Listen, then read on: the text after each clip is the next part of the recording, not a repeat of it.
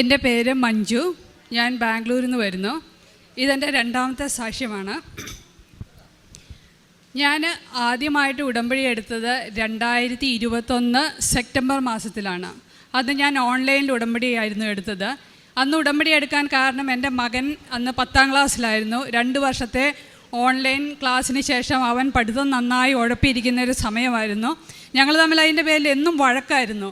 അങ്ങനെ ഞാൻ അവനുമായിട്ട് വഴക്കുണ്ടാക്കി റൂമിൽ കയറിയിരുന്ന് മൊബൈൽ നോക്കുമ്പോഴാണ് ഫേസ്ബുക്കിൽ ഓൺലൈൻ ഉടമ്പടിയെപ്പറ്റി കാണുന്നത്. അപ്പം ഞാൻ വിചാരിച്ചു എന്നാൽ ഇനി അവന് വേണ്ടി ചെയ്യാൻ പറ്റുന്ന ഇത് മാത്രമേ ഉള്ളൂ. അങ്ങനെ ഞാൻ ഓൺലൈനിൽ ഉടമ്പടി എടുത്തു. അതിൽ ആദ്യത്തെ നിയോഗം അവൻ്റെ പഠന കാര്യമായിരുന്നു. രണ്ടാമത്തെ ഉടമ്പടി വെക്കാൻ ഞാൻ നോക്കിയപ്പം എനിക്കൊരു കാര്യമില്ലെന്നല്ല, ആവശ്യമില്ലെന്നല്ല, എനിക്ക് വിശ്വാസമില്ലായിരുന്നു ഇത് വല്ലതും നടക്കുമോ. എനിക്കൊരു വിശ്വാസമില്ലായിട്ടാണ് ഞാനന്ന് ഓൺലൈൻ ഉടമ്പടി എടുത്തത്. അപ്പോൾ ഞാൻ ഇനി എന്ത് എഴുതണം എൻ്റെ രണ്ടാമത്തെ നിയോഗം എന്ന് നോക്കിയപ്പം എല്ലാവരുടെയും കമൻറ്റുകൾ നോക്കിയപ്പോൾ എല്ലാവരുടെയും കമൻറ്റുകൾ ജോലി തരണമേ എന്നായിരുന്നു. അപ്പം ഞാൻ മാതാവിനോട് രണ്ടാമത്തെ നിയോഗമായിട്ട് എഴുതി എനിക്ക് ജോലി തരണം. അങ്ങനെ ഞാൻ എഴുതാനൊരു കാരണമുണ്ട്. എനിക്ക് ജോലി കിട്ടുകയല്ലെന്ന് എനിക്ക് 100% ഉറപ്പായിരുന്നു.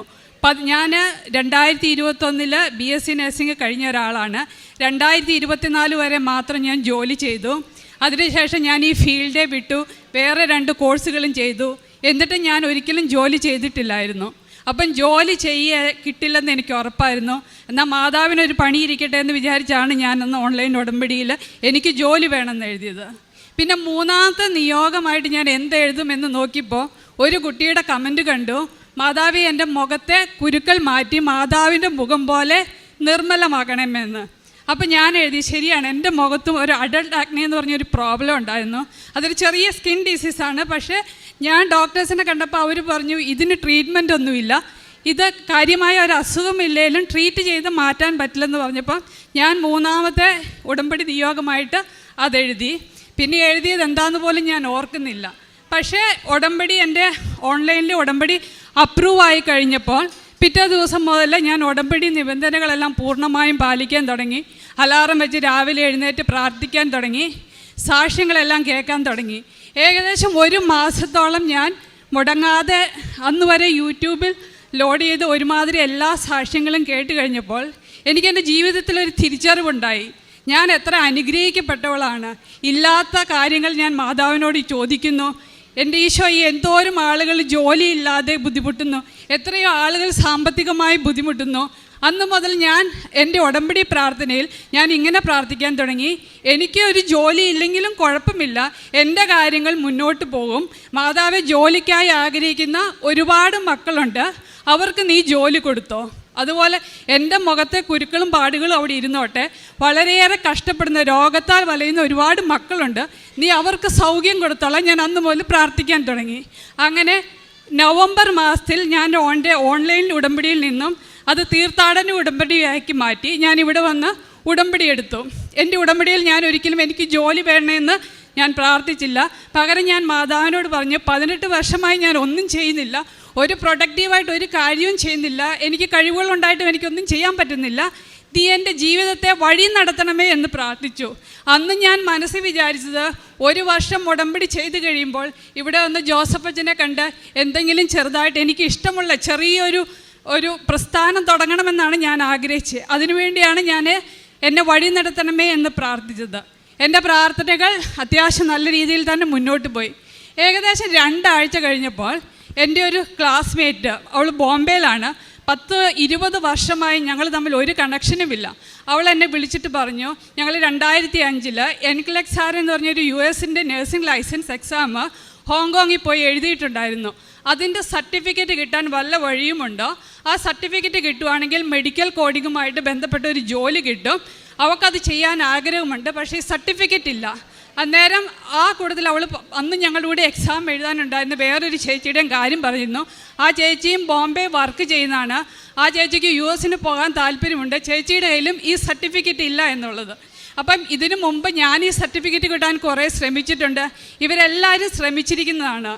അങ്ങനെ ഞാൻ എൻ്റെ 3 മാസത്തെ ഉടമ്പടി കഴിച്ച് ഉടമ്പടി പുതുക്കിയ സമയത്ത് ഈ 17 വർഷം മുമ്പുള്ള സർട്ടിഫിക്കറ്റ്, ഈ സർട്ടിഫിക്കറ്റിൻ്റെ പ്രത്യേകത എന്താണെന്ന് വെച്ചാൽ ഇത് US-ലുള്ള ലൈസൻസിങ് എക്സാമാണ്. ഞങ്ങൾ ഈ എക്സാം എഴുതിയത് ഹോങ്കോങ്ങിൽ പോയിട്ടാണ്.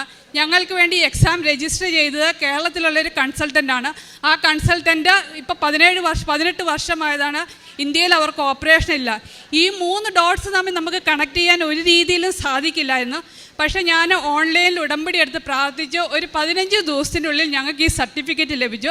അത് ഞാൻ കഴിഞ്ഞ പ്രാവശ്യം സാക്ഷ്യപ്പെടുത്തിയിരിക്കുന്നതാണ്. ഇത് നമുക്ക് സർട്ടിഫിക്കറ്റ് കിട്ടിക്കഴിഞ്ഞപ്പോൾ ഈ ചേച്ചി എന്നോട് ചോദിച്ചു, നിനക്ക് US പോകാൻ താല്പര്യമുണ്ടോ എന്ന്. അപ്പം ഞാൻ പറഞ്ഞു താല്പര്യക്കുറവൊന്നുമില്ല, പക്ഷേ 18 വർഷമായിട്ട് എനിക്ക് ഹോസ്പിറ്റൽ വർക്ക് ചെയ്ത് ഒരു എക്സ്പീരിയൻസും ഇല്ല. ഞാൻ 2 വർഷം വർക്ക് ചെയ്ത് ടീച്ചിങ് ഫീൽഡിലാണ്. ഒരു എക്സ്പീരിയൻസും ഇല്ലാത്ത എന്നെ ഒരിക്കലും US ജോലിക്ക് എടുക്കില്ല. അത് കാരണം എനിക്ക് താല്പര്യമില്ലെന്ന് പറഞ്ഞു. ചേച്ചി പറഞ്ഞു, നീ എപ്പോഴെങ്കിലും താല്പര്യം തോരുവാണെങ്കിൽ നീ ഇത് നോക്ക് എന്ന് പറഞ്ഞ് ചേച്ചി എനിക്കൊരു വാട്സപ്പിൽ ഒരു ലിങ്ക് അയച്ചു തന്നു. പക്ഷേ ഞാനത് ഓപ്പൺ ചെയ്ത് നോക്കിയിട്ടില്ല. അങ്ങനെ കുറച്ച് ദിവസങ്ങൾ കഴിഞ്ഞപ്പോൾ എൻ്റെ മൊബൈലിൻ്റെ മെമ്മറി ഫുള്ളായപ്പോൾ ഞാനിങ്ങനെ വാട്സപ്പ് മെസ്സേജുകളെല്ലാം ഡിലീറ്റ് ചെയ്യുമായിരുന്നു. ഡിലീറ്റ് ചെയ്ത കൂട്ടത്തിലാണ് ചേച്ചിയുടെ മെസ്സേജ്, അന്നത്തെ മെസ്സേജ് ഞാൻ ആദ്യമായിട്ട് ഓപ്പൺ ചെയ്ത് ഞാൻ ഓർക്കുന്നുണ്ട്. പക്ഷേ ഞാനത് ഓപ്പൺ ചെയ്തപ്പോൾ എൻ്റെ മെയിൽ ID യോ ഫോൺ നമ്പറോ ഒന്നും കൊടുത്തതായിട്ട് എൻ്റെ ഓർമ്മയിലില്ല. ഞാൻ കൊടുത്തോന്നിട്ട് ഓർക്കുന്നില്ല, 100% എനിക്ക് ഉറപ്പില്ല. പക്ഷേ അന്ന് രാത്രി എന്നെ US നിന്ന് ഒരു കൺസൾട്ടൻറ്റ് വിളിച്ചു, നിനക്ക് US വർക്ക് ചെയ്യാൻ താല്പര്യമുണ്ടോ എന്ന് ചോദിച്ചു. അപ്പോൾ ഞാൻ പറഞ്ഞു, എനിക്ക് വർക്ക് ചെയ്യാൻ താല്പര്യക്കുറവൊന്നുമില്ല, പക്ഷേ എനിക്ക് എക്സ്പീരിയൻസ് ഇല്ല, ഒരു കറണ്ട് എക്സ്പീരിയൻസ് ഇല്ല, 18 വർഷത്തെ കരിയറിൽ ഗ്യാപ്പും ഉണ്ടെന്ന് പറഞ്ഞു. അപ്പോൾ അവർ പറഞ്ഞു, ഓക്കെ അങ്ങനെയാണെങ്കിൽ ഞങ്ങൾ പിന്നെ വിളിക്കാമെന്ന് പറഞ്ഞിട്ട് 2 ദിവസം കഴിഞ്ഞിട്ട് അവരെന്നെ തിരിച്ചു വിളിച്ചു. നിൻ്റെ കരിയർ ഗ്യാപ്പും ഞങ്ങൾക്ക് പ്രശ്നമില്ല, നിൻ്റെ കറണ്ട് എക്സ്പീരിയൻസ് ഇല്ലാതും പ്രശ്നമില്ല, നമ്മളൊരു പുതിയ സ്കീമായിട്ട് പുതിയൊരു പ്രൊജക്റ്റായിട്ട് എക്സ്പീരിയൻസ് ഇല്ലാത്തവരെ നമ്മൾ ഹയർ ചെയ്യുന്നുണ്ട്, നിനക്ക് താല്പര്യമുണ്ടെങ്കിൽ നീ റിപ്ലൈ ചെയ്യാൻ പറഞ്ഞു. അപ്പോൾ ഞാൻ വീട്ടിൽ ആലോചിച്ചിട്ട് ഞാൻ റിപ്ലൈ ചെയ്തു. അപ്പോൾ അവർ എനിക്ക് എന്നോട് ശക്തി പറഞ്ഞാൽ ആ ചേച്ചി പറഞ്ഞതാണ്, നീ വേണമെങ്കിൽ ഒരു എക്സ്പീരിയൻസ് സർട്ടിഫിക്കറ്റ് ഉണ്ടാക്കിയാൽ മതി, നിനക്ക് ഈസി ആയിട്ട് അവിടെ അവർ നിനക്ക് അഡ്മിഷൻ തരുമെന്ന് പറഞ്ഞു. അപ്പോൾ ഞാൻ പറഞ്ഞു, ഇല്ല ഞാൻ ഉടമ്പടിയിൽ നിൽക്കുന്നതാണ്, ഫേക്കായിട്ടുള്ളൊരു സർട്ടിഫിക്കറ്റ് ഉണ്ടാക്കിയിട്ടില്ല, എനിക്കൊരു ജോലിയുടെ ആവശ്യമില്ല എന്ന് ഞാൻ ചേച്ചിനോട് തീർത്ത് പറഞ്ഞു. പക്ഷേ എനിക്ക് ഒരു എക്സ്പീരിയൻസും ഇല്ലാതെ തന്നെ അവരെനിക്ക് വേണ്ടി പ്രോസസ്സിങ് ചെയ്യാമെന്ന് പറഞ്ഞു. എനിക്ക് IELTS എഴുതേണ്ടതുണ്ടായിരുന്നു, അത് ഞാൻ എഴുതി. അപ്പോൾ അവരെൻ്റെ പ്രോസസ്സിങ് സ്റ്റാർട്ട് ചെയ്തു. അപ്പം എൻ്റെ ക്ലാസ്മേറ്റ് ഒരു കുട്ടിയുണ്ടെന്ന് പറഞ്ഞ് മെഡിക്കൽ കോഡിങ് ജോലി ചെയ്യാൻ താല്പര്യമുള്ള ആ കുട്ടിയോട് ഞാൻ പറഞ്ഞു, എനിക്ക് എക്സ്പീരിയൻസ് ഇല്ലായിട്ട് അവരെനിക്ക് വേണ്ടി പ്രോസസ്സിങ് ചെയ്യുന്നുണ്ട്, നിനക്ക് താല്പര്യമുണ്ടെങ്കിൽ നീ അപ്ലൈ ചെയ്യാൻ പറഞ്ഞു. അവൾക്കാണെങ്കിൽ 12 വർഷത്തെ എക്സ്പീരിയൻസ് ഉണ്ട്, പക്ഷേ കറണ്ട് വർക്കിംഗ് എക്സ്പീരിയൻസ് ഇല്ലാത്ത കാരണമായിരുന്നു അവളും അപ്ലൈ ചെയ്യാതിരുന്നത്. ഞാനിങ്ങനെ അവരെനിക്ക് വേണ്ടി അപ്ലൈ ചെയ്യുന്നുണ്ട് എന്ന് പറഞ്ഞപ്പോൾ അവരവരെ കോൺടാക്റ്റ് ചെയ്തപ്പോൾ അവർ പറഞ്ഞു, ഇല്ല ഞങ്ങളൊരു 1 or 2 വീക്സിലേക്ക് മാത്രമായിരുന്നു എക്സ്പീരിയൻസ് ഇല്ലാത്തവരെ ഹയർ ചെയ്യുന്നത്, ഇപ്പം നമ്മളത് നിർത്തി, നീ ഒരു 1 or 2 ഇയേഴ്സ് വർക്ക് ചെയ്തിട്ട് ഞങ്ങളെ അപ്രോച്ച് ചെയ്യുക, അന്നേരം ഞാൻ നിനക്ക് വേണ്ടി പ്രോസസ്സിങ് സ്റ്റാർട്ട് ചെയ്യാമെന്ന് അവളോട് പറഞ്ഞു. അപ്പോൾ എനിക്ക് മനസ്സിലായി, ഇത് മാതാവ് എനിക്ക് വേണ്ടി മാത്രം കൊണ്ടുതന്ന ഒരു ജോലിയാണ്. ആ ചേച്ചിക്കാണെങ്കിൽ 25 വർഷത്തെ എക്സ്പീരിയൻസ് ഉണ്ടായിരുന്നു. ചേച്ചിക്ക് വേണ്ടി അവർ പ്രോസസ്സിങ് തുടങ്ങിയതായിരുന്നു. പക്ഷേ ചേച്ചിയുടെ ഒരു പേപ്പറുകൾ പോലും ഇതുവരെ മൂവ് ചെയ്തിട്ടില്ല. എന്നേക്കാൾ എത്രയോ മാസം മുമ്പ് തുടങ്ങിയ പ്രോസസ്സിങ്ങാണ്. ചേച്ചിക്ക് ഇതുവരെ അത് നടന്നിട്ടില്ല. അവരിപ്പോൾ പറയുന്നു ചേച്ചീനെ കൊണ്ടുപോകാൻ പറ്റിയില്ലെന്ന്. എനിക്ക് കഴിഞ്ഞ ഫെബ്രുവരി മാസം ഗ്രീൻ കാർഡോടുകൂടി US വിസ ലഭിച്ചു. ഞാൻ അടുത്ത ആഴ്ച US പോവുകയാണ് വിത്ത് ഫാമിലി. അതാണ് എൻ്റെ ജീവിതത്തിൽ മാതാവ് എനിക്ക് തന്നെ ഏറ്റവും വലിയ ആഗ്രഹം. ഒരിക്കലും ഒരു ജോലി ചെയ്യാൻ സാധിക്കുമെന്ന് വിചാരിക്കാതിരുന്ന എനിക്ക്, ഇത്രയും കരിയറിൽ ഗ്യാപ്പുള്ള എനിക്ക് മാതാവ് US പെർമനൻറ്റ് റെസിഡൻസോടുകൂടി ഒരു ജോലി തന്നു.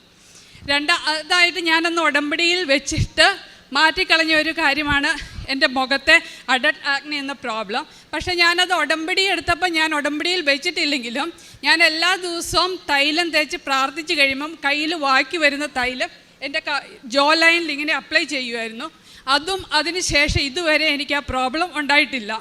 അപ്പം എൻ്റെ ഓരോ പ്രോസസ്സിങ് അവർ പറഞ്ഞ് 12 മുതൽ 18 മാസം വരെ എടുക്കും എൻ്റെ ടോട്ടൽ പ്രോസസ്സിങ്.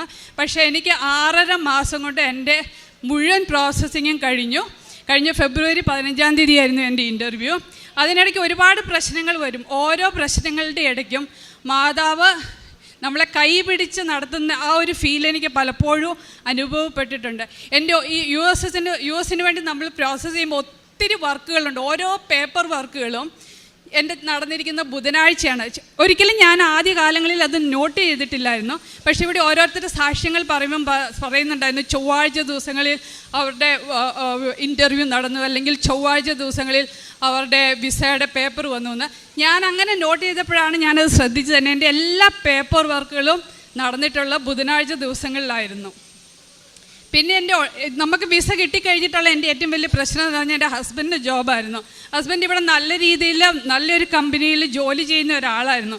അപ്പോൾ പുള്ളിയുടെ ഒരു ജോലി റിസൈൻ ചെയ്തിട്ട് നമ്മൾ US പോകുന്ന അത്ര നല്ല കാര്യമാണോ എന്ന് നമുക്ക് എപ്പോഴും ഡൗട്ടുണ്ടായിരുന്നു. എന്താണെന്ന് വെച്ചാൽ ആ ഒരു പ്രൊഫൈലിൽ അവിടെ പുള്ളിക്ക് ജോലി കിട്ടണമെങ്കിൽ അവിടെ വീണ്ടും പഠിക്കണം എന്നുള്ളതായിരുന്നു. അപ്പം ഞാനതും എൻ്റെ അവസാനം ഞാൻ ലാസ്റ്റ് ടൈം ഇവിടെ വന്ന് ഉടമ്പടി പുതുക്കി. ഇപ്പം എൻ്റെ ഹസ്ബൻഡ് ഒന്നെങ്കിൽ പഠിക്കാൻ അല്ലെങ്കിൽ US ഒരു ജോലി കിട്ടണമെന്ന് ഞാൻ പറഞ്ഞിരുന്നു. അപ്പം ഞാൻ അതിനുവേണ്ടി പ്രാർത്ഥിക്കുന്നുണ്ടായിരുന്നു. അപ്പോൾ ഹസ്ബൻഡ് വർക്ക് ചെയ്ത കമ്പനിയിൽ നിന്ന് റിസൈൻ ചെയ്തു. റിസിഗ്നേഷൻ ഇട്ട് കഴിഞ്ഞ് 3 മാസം നോട്ടീസ് പീരീഡ് ഉണ്ടായിരുന്നു. അപ്പോൾ 2 മാസം കഴിഞ്ഞപ്പോൾ കമ്പനിയുടെ MD പറഞ്ഞു, നീ എന്തിനാണ് റിസൈൻ ചെയ്യുന്നത്, നിനക്ക് US ഇരുന്ന് സെയിം ജോലി കണ്ടിന്യൂ ചെയ്യാമെന്ന് പറഞ്ഞു. പുള്ളി ഒരു IT ഫീൽഡിൽ വർക്ക് ചെയ്യുന്ന ഒരാളല്ല. IT ഫീൽഡിൽ ഇരിക്കുന്ന ഒരാൾ റിമോട്ടായിട്ട് ജോലി ചെയ്യുന്ന നമുക്ക് മനസ്സിലാക്കാം. പുള്ളി ഹാർഡ് കോർ സെയിൽസിൽ വർക്ക് ചെയ്യുന്ന ഒരാളാണ്. പുള്ളിക്ക് ഒരുപാട് ക്ലയൻസിനെ മീറ്റ് ചെയ്യാണ്ട് ഒരുപാട് ട്രാവൽ ചെയ്യേണ്ട ഒരാളാണ്. എന്നിട്ടും കമ്പനി പറഞ്ഞു US ഇരുന്ന് നിനക്ക് വേണ്ട അത്രയും കാലം അവിടെ ഇരുന്ന് ജോലി ചെയ്തോളാൻ പറഞ്ഞു. അതും എൻ്റെ ഉടമ്പടിയിൽ വെച്ച ഒരു നിയോഗമായിരുന്നു. മൂന്നാമതായിട്ട് ഞാനൊരു 20-22 വർഷം മുമ്പ് ഡ്രൈവിംഗ് ലൈസൻസ് എടുത്തിട്ടുണ്ട്. അന്ന് മുതൽ ഇന്ന് പോലെ ഞാൻ വണ്ടി ഓടിച്ചിട്ട് എനിക്ക് വണ്ടി ഓടിച്ച് ഓപ്പോസിറ്റ് വണ്ടി വരുമ്പോൾ എനിക്ക് പേടിയാണ്. പിന്നെ ഞാൻ ആ ഡ്രൈവ് ചെയ്യാറില്ല. ഒരു 10 വർഷം കൂടുമ്പോൾ ഞാനത് റിന്യൂ ചെയ്യും. പക്ഷേ ഇപ്രാവശ്യം ഞാൻ കഴിഞ്ഞ പ്രാവശ്യം ഉടമ്പടിയിൽ എനിക്ക് ഡ്രൈവിംഗ് പഠിച്ചേ മതിയാകൂ എന്ന് പറഞ്ഞ് ഞാൻ കാശുരൂപം വെച്ച് എല്ലാ ദിവസവും ഡ്രൈവ് ചെയ്യാൻ തുടങ്ങി. ഇപ്പോൾ അത്യാവശ്യം നല്ല രീതിയിൽ ഡ്രൈവ് ചെയ്യാൻ എന്നെക്കൊണ്ട് സാധിക്കുന്നുണ്ട്. അതിനിടയ്ക്ക് ചെറുതും വലുതുമായ ഒരുപാട് അനുഗ്രഹങ്ങൾ മാതാവ് തന്നിട്ടുണ്ട്. എന്താ വെച്ചാൽ നമ്മൾക്ക് വിസ കിട്ടിക്കഴിഞ്ഞിട്ടും പിള്ളേർക്ക് US നമ്മൾ ആഗ്രഹിക്കുന്ന ഒരു സ്കൂളിൽ അഡ്മിഷൻ എടുക്കണമെന്നുണ്ടായിരുന്നു. അവിടെ എന്ന് വെച്ചാൽ നമ്മൾ താമസിക്കുന്ന സ്ഥലത്തിന് മാത്രമുള്ള ആ ഒരു ഏരിയയിലെ സ്കൂളിൽ നമ്മൾ അഡ്മിഷൻ എടുക്കാൻ പാടുള്ളൂ. വേറെ ഏരിയയിൽ പോയി നമുക്ക് അഡ്മിഷൻ എടുക്കാൻ പാടില്ല. അപ്പം നമ്മൾ സ്കൂൾ നോക്കുമ്പം എൻ്റെ വർക്ക് പ്ലേസ് ദൂരെയാണ്, അല്ലെങ്കിൽ നമുക്ക് കിട്ടുന്ന താമസ സ്ഥലം വേറെയാണ്. അങ്ങനെ ഇരുന്ന് ഒരു മാസം നമ്മൾ ഈ സ്കൂളും നമ്മുടെ അക്കോമഡേഷനും എന്ത് ചെയ്യണമെന്ന് വിചാരിക്കാതിരുന്ന ഒരു ദിവസം രാവിലെ, അതൊരു ബുധനാഴ്ച രാവിലെ ഞാൻ എഴുന്നേറ്റ് മെയിൽ നോക്കുമ്പോൾ അവർ പറഞ്ഞു അവരെൻ്റെ വർക്ക് പ്ലേസ് ചേഞ്ച് ചെയ്തു. പുതിയ വർക്ക് പ്ലേസിൽ ജസ്റ്റ് 1 മൈൽ ഡിസ്റ്റൻസ് ഉള്ളൂ സ്കൂളുമായിട്ടും ഞങ്ങൾ എടുത്തിരിക്കുന്ന അപ്പാർട്ട്മെൻറ്റുമായിട്ടും. ഇതെല്ലാം മാതാവ് അതുപോലെ തന്നെ ഞങ്ങൾക്ക് വിസ കിട്ടിക്കഴിഞ്ഞ് 2 മണിക്കൂറിനുള്ളിൽ ഞങ്ങൾക്ക് ഞങ്ങളുടെ ഫ്ലാറ്റ് വിൽക്കാൻ സാധിച്ചു. അതുപോലെ നമ്മുടെ വണ്ടി വിൽക്കാനായിട്ട് ആരും മേടിക്കാത്ത ഒരു വണ്ടിയായിരുന്നു നമ്മുടെ. അപ്പോൾ അത് സെയിലാകുന്നേ ഇല്ലായിരുന്നു. അപ്പോൾ ആ ഒരു പ്രത്യേക വണ്ടി എന്നോട് താല്പര്യമുള്ളവർ മാത്രമേ ആ വണ്ടി വന്ന് എടുക്കത്തുള്ളായിരുന്നു. അപ്പോൾ കഴിഞ്ഞ ആഴ്ചയും അതും സെയിലായി. അപ്പോൾ എല്ലാ കാര്യങ്ങളും ഞാൻ ഒത്തിരി ഒന്നും പ്രാർത്ഥിക്കുന്ന ഒരാളല്ല, എങ്കിൽ കൂടി ഈ ഒരു കാര്യം ഞാൻ മാതാവിനോട് ചോദിച്ച് അല്ലെങ്കിൽ ആഗ്രഹിച്ച ഒരു കാര്യം തുടക്കം മുതൽ ഈ നിമിഷം വരെ മാതാവ് കൈ പിടിച്ചെല്ലാം നടത്തി തന്നു. ഇപ്പോഴും എന്നോട് ചോദിക്കുന്നു, ഇത്ര വർഷം വർക്ക് ചെയ്യാതിരുന്നിട്ട് നിനക്ക് അവിടെ പോയി വർക്ക് ചെയ്യാൻ പേടിയില്ലെന്ന്. സത്യത്തിൽ എനിക്ക് പേടിയില്ല. എന്നാ വെച്ചാൽ ഇത്രയും കാലം എന്നെ പരിപാലിച്ച് എൻ്റെ നന്മയ്ക്ക് വേണ്ടി മാതാവ് ഇത്രയും ചെയ്തിട്ടുണ്ടെങ്കിൽ തീർച്ചയായിട്ടും അവിടെ പോയി എനിക്ക് സർവൈവ് ചെയ്യാൻ പറ്റുമെന്നുള്ള പൂർണ്ണമായ വിശ്വാസം എനിക്കുണ്ട്. ഇത്രയും അനുഗ്രഹങ്ങൾ തന്ന മാതാവിനും തിരുക്കുമാരനും 1000 നന്ദി പറയും.